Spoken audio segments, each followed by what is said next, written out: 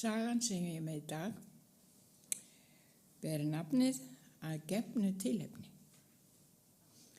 Já, það er ekki aðeins að gefnu tilefni að frásögn mín að þessu sinni ber yfirskriftina að gefnu tilefni.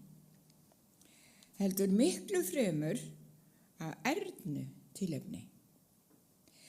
Það gerðist nefnilega svo oft í trúarlífi okkar sem eru fullorði fólk, að okkur skortið hið barnslega trúartraust þegar á reynir og þessi frásögn leiðir það í ljós.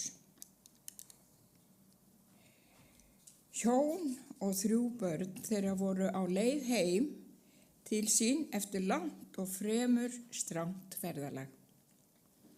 Og öll voru orðin mjög þreytt og jafnvel syfjuð, enda komið vel fram á kvöld. Dæturnar hétu Mína og Mæra, sem voru 7 og 9 ára gamlar. Þær sváfu vært í aftursætinu ásamt litla bróður sínum, sem var bara 2 ára gamall. Leið og ekið var heim að fjölbýlishúsinu þar sem þau áttu heima upp á 4. hæð, voru börnin vakin upp af værum blundi og þau héldu upp allan stigann. Og þau voru öll svo þreytt og lúin eftir langa ferð og hlökkuðu mikið til þess að fá bæði gómsætan kvöldverð sem að mamma ætlaði að búa til í snatri handa þeim, heldur líka til þess að komast í notalegu rúmin sín. Þegar þau voru loksins komin upp á 4. hæðina, létti þeim öllum mjög, því að hún var aðeins eftir að opna dyrnar og drífa sig inn. Pabbi seildist í hægri vasan á buxunum sínum eftir lyklinum sem myndi opna dyrnar fyrir þeim. En hann var ekki þar. Þá leitaði hann í hinum vasanum, en lykillinn var þar ekki heldur. Þá spurði hann konuna sína hvort hún hefði ekki verið síðust út úr húsinu þegar þau fóru að heima. Nei, það varst þú sem varst síðastur, sagði hún, og þú hlýtur að vera með lykilinn. Nú voru góð ráð dýr, svo faðirinn leitaði næst í öllum sínum vösum án árangurs. Hann stakk upp á því við konuna sína að hún leitaði ekki aðeins í sínum vösum, heldur einnig í handtöskunni sinni, sem hún nú gerði, en án þess að finna lykilinn. Þegar augljóst var að hvorugt þeirra var með lykilinn í sínum fórum, ákvað faðirinn að fara inn í kaupstaðinn og leita uppi eiganda járnvöruverslunar, í vonum að hann hefði mikið úrval af lyklum og þar á meðal einn lykil sem gæti opnað dyrnar að heimilinu þeirra.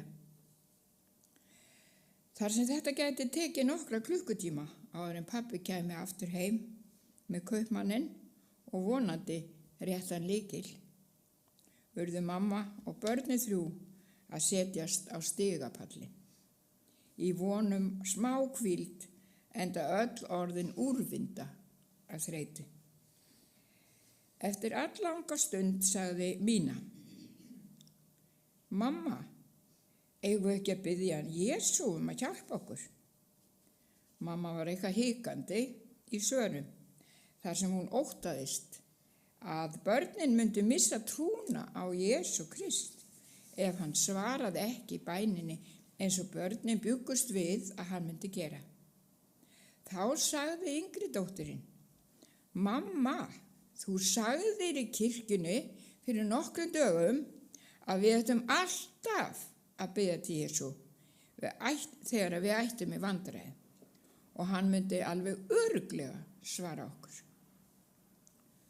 Nú vissi mamma að hún yrði að leiða börnin sín í bæn og biðja Jesú að opna dyrnar fyrir þau. Og þær gerðu það báðu innilega bænheyrslu. Svo þegar bæninni lauk var þögn á meðal þeirra og mamma sat aðgerðalaus án þess að segja eitt einasta orð. Þá sagði Mína: Mamma, eftir hverju ertu að bíða? Við erum búin að biðja Jesú að opna fyrir okkur dyrnar. Nú sá mamma að hún yrði að sýna trú sína í verki, en á meðan hún seildist eftir hurðarhúninum bað hún í hljóði leið hún snerti húnin: Ó himneski faðir, viltu heiðra trú barnanna minna? Og allt í einu opnuðust dyrnar og Mína hrópaði hátt: Ég vissi að Jesú myndi opna dyrnar fyrir okkur, og það meira að segja án þess að senda til okkar engil til þess að opna dyrnar. Já, sagði mamma, Guð opnaði dyrnar fyrir okkur, alveg eins og hann gerði fyrir Pál postula í fangelsinu forðum. Þegar svo pabbi kom aftur heim, seint kvöldið, með kaupmanninn með risastóra lyklakipu, varð hann undrandi að konuna hans hefði tekist að opna dyrnar og sagði við hana: Svo þú varst þá með lykilinn, þú fundið hann í handtöskunni þinni? Nei, sagði hún, það var Jesús sem opnaði dyrnar fyrir bænir barnanna okkar. Kaupmaðurinn, hann brosti hæðnislega þegar hann heyrði þetta. Honum þótti þetta nú einum og mikið að kenna börnunum. Svo móðirinn staðfesti að þetta væri hárrétt sem að börnin sögðu. Við þessi orð konunnar varð kaupmaðurinn orðlaus og lét sig fljótt hverfa á brott. En fjölskyldan kraup niður í bæn og þakkaði Guði að öllu hjarta fyrir bænheysluna og þá trúarreynslu sem börnin höfðu kennt foreldrum sínum. Amen.